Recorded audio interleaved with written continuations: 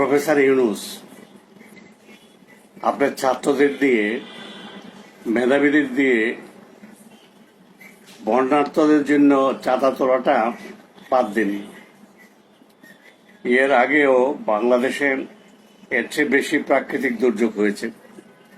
মেধাবীরা কখনো এইভাবে চাঁদা তোলার জন্য ঝাঁপিয়ে পড়েনি। সারা বাংলাদেশে আনাচে কানাচে, অলিতে গলিতে বন্যার্তদের জন্য চাঁদা তোলা শুরু হয়েছে, যা জনগণের জন্য বিব্রতকর।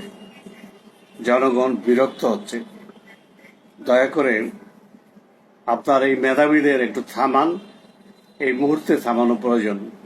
দেশ কোন দিকে যাচ্ছে ক্ষমতার উচ্চ শিখরে থাকলে এটা বোঝা যায় না।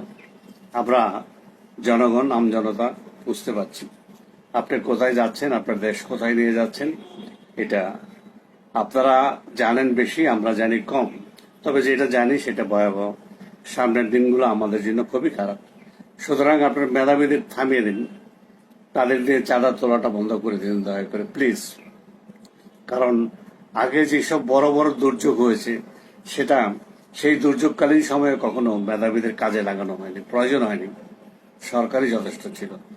আপনি একজন বিজ্ঞ মানুষ, আপনার এটা জানার কথা। যা হচ্ছে তা দেশের জন্য কল্যাণ।